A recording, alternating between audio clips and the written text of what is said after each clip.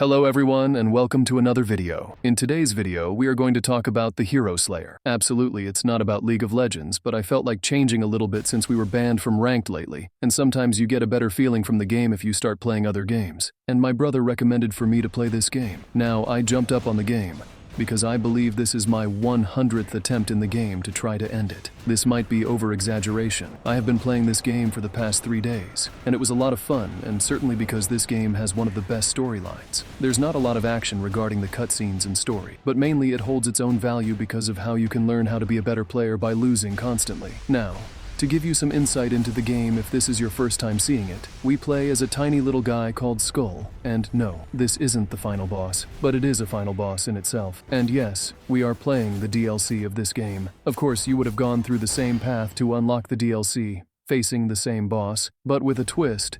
The other version has a more righteous, gold-glowing appearance with entirely different attack patterns. To give you a short overview of the game without spoiling too much, you play as a skeleton fighting against humans, demons, and even a mix of the two, demon-human hybrids, all to preserve peace on behalf of the Demon King. I believe that sums it up. Now, Skul's main powers are pretty interesting. First, he can't talk. Why? Well, I think it's because he's supposed to represent a very young character, which is hinted at throughout the game. That's why Skul never says a word. Second, he has this unique ability to use the power of other skulls by putting on their heads and upgrading them as the game progresses. The idea is that Skul died for some unknown reason but refused to fully pass on, becoming a reanimated skeleton. And let's be real, skeletons in RPGs are typically the weakest creatures, right? Barely a step above slimes. So you start the game incredibly weak. No fancy abilities, just a femur bone handed to you by a dying ally to fight for the cause. Your journey takes you through countless battles, climbing the castle and ultimately fighting the so-called hero and hero's apprentices, the one claiming justice in this conflict. Now, since we're playing the DLC, things take a different turn. This is a parallel world where we face the same hero,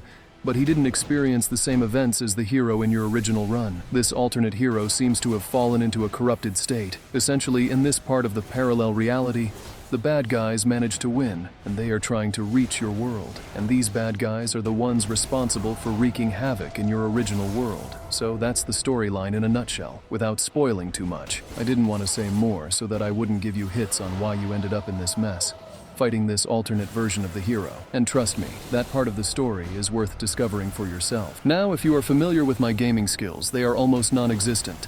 And to top it off, I'm no expert in this specific game. But after playing the game non-stop for 3 days, I've developed a sense of what works for me best. And they are two skulls, the Ghoul Skull and the Samurai Skull, both fully upgraded. And for this run, I'm rocking a tanky build. Specifically, it's the Fortress upgraded build. Let me be honest with you, I'm a complete noob at this game. I chose the tanky build because, frankly, I can't dodge skill shots even if my life depends on it. Half the time, I run toward the damage instead of dodging it. So this run is all about brute forcing my way through the game with sheer willpower, trying to finish it and uncover the story. I really hope knowing the ending won't impact your decision to play the game. But here's the thing, if you're truly interested, even if someone spoils it for you, you'll still want to dive in and test your luck. That's the beauty of Skul. Everyone approaches it differently, depending on their skills and decision-making. Finishing the boss might seem like an easy achievement, but it actually took me 3 days to reach this specific stage. Well, to be more accurate, I've passed this stage 3 times already, as you can see from the number in the upper left corner, but the next boss always manages to two-shot me down before I even complete my first skill rotation. Here's the thing, after you finish the first boss, the game gives you 2 options. You can either restart the game, which sometimes feels like the only choice because if you're struggling this much with the first boss, it's almost impossible to even dent the second boss's first phase. Or, if you're feeling confident in your dodging skills, you can take your chances and challenge the final boss in the DLC again. Also, after finishing the boss, as you can see, I've already passed this part of the cutscene. Throughout the game, the NPCs are mostly there to give you random buffs, help you out, or sometimes even scam you a little. They'll take your gold or HP to trade for skills or items. But in this part, after this section in the parallel world, everything changes. Everyone you encounter is waiting for you to reach the castle, and they're putting their lives on the line to help you get there. It's such a beautiful moment, and the developers executed it in a truly marvelous way. It's something genuinely touching that adds so much depth to the game. And let me add this, I believe there's also a hidden boss in the game. I haven't managed to reach them yet, but I'm currently working on finding the clues to unlock his fight. That, however, will have to wait for another day. What really stands out to me about this game and why I chose to play it, is how the game designers crafted the experience. After you beat the first boss and decide to push forward, you start to appreciate the depth and thought behind the game's design. This is something I feel League of Legends lacks. Even if you play League for 10 or 20 years, you'll never fully experience the beauty of its lore. You have to step away from the game, spend your own time researching, reading stories, and exploring champion interactions. It's a considerable amount of work you have to do on your own, outside of actually playing the game. And honestly, that's the sad part. So much potential lore, but it's hidden away unless you actively seek it out. In contrast, Skul, the hero slayer, delivers its story with little to no text, only through context and sketches, but as part of the gameplay, and that makes all the difference. So let's imagine if League of Legends introduced a PvM mode in the same style, but with a twist. Each champion would have their own unique map that changes depending on their lore and origin. Take Volibear, for example. What's the harm in having a mode where you play PvM to learn the champion's history and understand their essence through gameplay? With 160 champions, if you ever get banned from ranked or your favorite champion gets perma-banned, you'd still have endless ways to engage with League. You wouldn't feel forced to quit or turn to other games. Instead, you'd have a whole new avenue to explore, one that teaches the champion's story and lets you master their mechanics in a way that feels personal and immersive, and you unlocking hard combos will be meaningful to finish that specific storyline. But instead of introducing modes like this, League of Legends seems to focus on things that miss the mark. After playing this game for years, it's hard not to feel that inspiration to keep grinding is being drained by relentless nerfs, questionable balance changes, and the upper management's push for trivial, even futile agendas. Sometimes it feels like they're offloading personal frustrations from childhood onto the player base. Like, why are we focusing on these things instead of fixing bugs or enhancing the actual game experience? This brings me to the heart of the issue. You don't fix the community's toxicity by forcing rules or imposing restrictions. You fix it by providing players an alternative, a way to vent their frustrations and keep playing without depending on teammates to enjoy the game. Imagine a PvM mode for each champion in League of Legends, a mode where you experience their storyline, complete unique objectives tied to their lore, and master their mechanics. It could even highlight skill cap mechanics with rewarding combos that teach players that every champion is added to enrich the game, not because we need to pump 4 champions per year. This would be a massive leap forward for League, instead of endlessly buffing and nerfing champions, which feels like an endless cycle of wasted effort. Riot could channel their talent into something that evolves the game. They have the potential to deliver something groundbreaking, a mode that blends storytelling, mastery, and gameplay in a way that keeps players hooked for all the right reasons, and definitely not for the skins. Now, I'd agree with anyone saying this kind of PvM concept would take years of development, a lot of resources, and of course, the community's full support. But let's be real, will we ever know? Because lately, Riot has been spreading its wings with new games, the card game, the fighting game, and even some random mini-games. I've tried a few myself. I got hooked on Legends of Runeterra for a while, but here's the thing. Once you play against other people, the meta just smacks you in the face. You're not playing your game anymore. You're playing theirs, and depending on your definition of fun, you're forced to compromise. You start copying meta builds or trying strategies just to keep up. Winning becomes the only fun you can have, and even that feels hollow. But isn't the true meaning of gaming about actually having fun, even if it's hard to earn? Let me give you an example. If someone told you, play 1,000 games of League of Legends and I promise you'll enjoy it more with every session, most of us would grind out those 1,000 games. No hesitation. But if someone told you, even after 1 million games, you'll still get teammates who never ward, never rotate, and blame you for their own mistakes, well, who's signing up for that? And that's the problem. The frustration adds up. Your fun becomes a lottery ticket. You either hit the jackpot with a great game, or you're stuck dealing with missed flashes, failed combos, and questionable teammates. It's a tough sell when you're trying to enjoy a game long term. So yes, I know this is a tough problem to tackle in one session. Playing an adventure game with a character so broken in design against an even more broken boss. Honestly, it feels like Riot Games' design team when they release a new champion with absurd buffs. But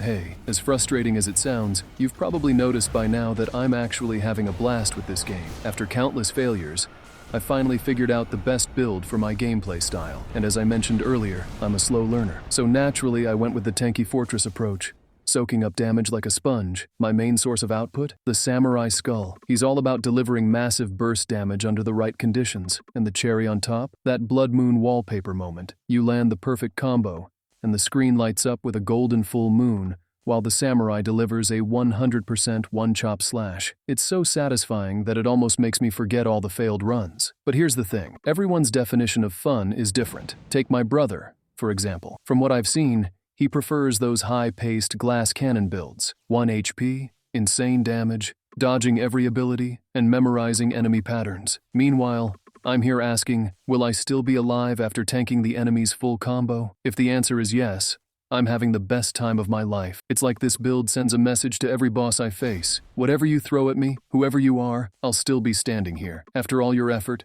all your tricks, I'll just stare you down and ask, is that it? Now, I'm pretty sure every gamer out there can relate to this experience, where you take your own mindset, your unique way of thinking, and project it into the game you're playing. But let's be real, while this kind of creativity can sometimes work in League of Legends ranked games, you'll never get to fully experience it in the way you imagine. And here's where I have to admit, my take isn't revolutionary. In fact, this idea has been floating around for years. I think it was about 4 or 5 years ago when Riot Games announced plans for an MMO game. You know, the whole deal, exploring an open world packed with storylines, quests, crafting systems, and everything a player could dream of. But then, what happened? We heard they laid off and fired key people, and now there's been radio silence, no updates, nothing. So here we are, stuck grinding ranked games.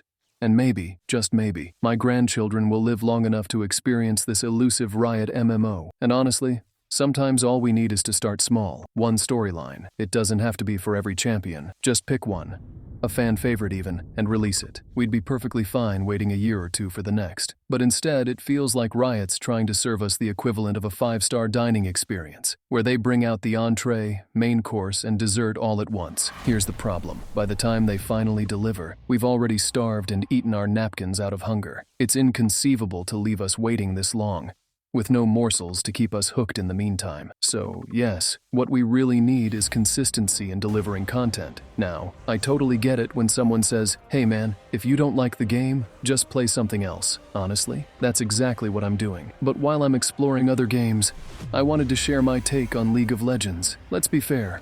On the positive side, League of Legends is a good game. Not great, not the best, but a solid combination of elements that, when everything aligns, can be genuinely enjoyable. And let me tell you, based on the countless games I've played, finding a game that can consistently entertain is a rarity. Take my experience as an example. I enjoy playing Volibear no matter the enemy composition, even against the most absurd, impossible team compositions. We're talking Anivia, Vayne, Kayn, or any other champion that feels like night terrors. Yet I'm still out here, trying my best, pushing myself to be the best player on the Rift. But here's the catch. Even if we were playing against bots, I'd probably still manage to have fun. It's the human element that often complicates things, people bringing in their personal frustrations and chaotic attitudes that bleed into the game. This is why I believe there's so much potential in creating a game in the same genre that isn't completely dependent on the behavior of other players. A game that focuses on the lore, champions, and the universe of League of Legends itself. My hope, my dream, is that within my lifetime, we'll get to experience this fully. A game that brings League of Legends' incredible lore to life in its own immersive environment. A game that draws from everything we've learned from MMOs and other genres, trimming the fat and keeping only the most enjoyable elements. Something designed not just to keep us playing, but to keep us hooked for the right reasons. Take, for example, that bald guy trying to save us. He could be Ryze with Riot favorite champion Yasuo or Yone,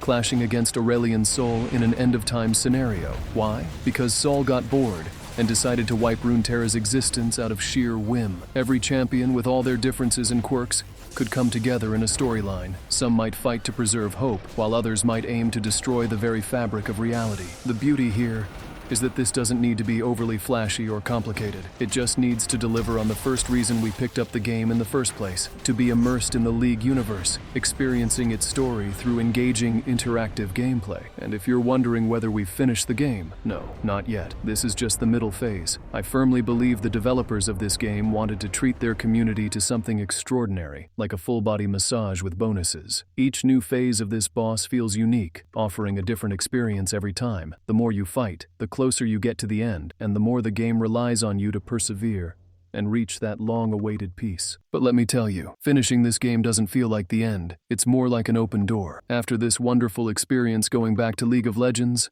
looks like a promising encounter. Of course, I could dive back into this game to uncover hidden bosses, secrets, or challenges you might have missed at any time. As for my verdict on the game, it's an easy 10 out of 10. Why? Because it promised something from the very beginning and stayed true to that promise throughout every stage. Not only that, but it also left room for hope for more hidden interactions and rewards for those willing to invest more time. So, that's my take on this game and everything surrounding it. I didn't want to take up too much of your time, but I hope you've enjoyed this video as much as I did fighting this boss. Sometimes it's good to break the habit and explore other games. It helps reignite that spark of inspiration for the games you already love. A game like this is perfect for anyone who doesn't have much time to play every day. You can save your progress and return whenever you find a moment, whether it's after work, time with family, or just a busy week. Unlike fast-paced games that demand constant focus, this lets you take your time, enjoy the story, and savor the experience without rushing. It's perfect for those late-night gaming sessions with a coffee or snack by your side. I'll leave you all with the conclusion of this game and hope you have an even better time playing it than I did. Let's home the next time we'll be at the Rift, once the ban is lifted, of course. As always, thank you for watching. Take care, and peace.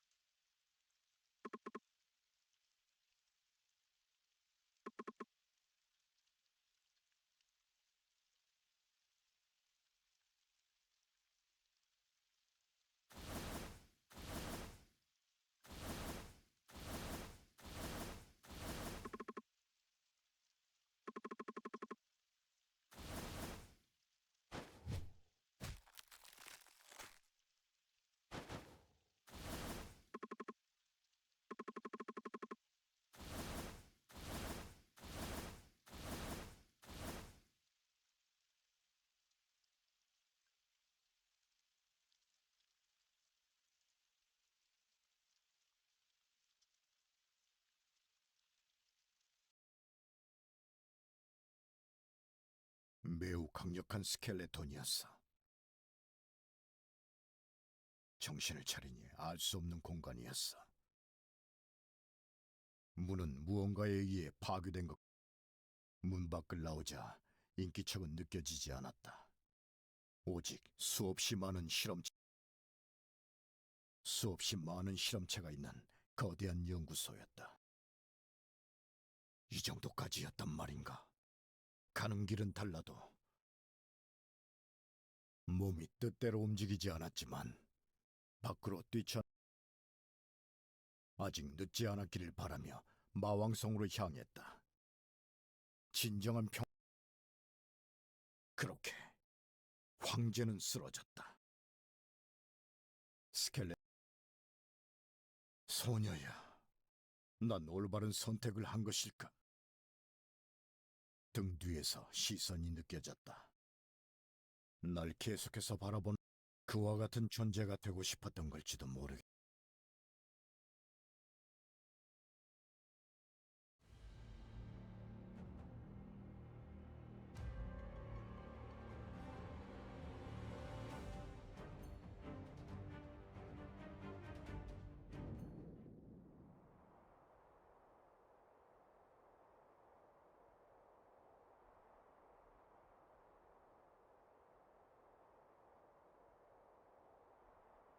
평화로운 시대를 너에게 물려주고 미안하다. 다른 나의 시도가 널 다시 볼 수 있다면 얼마나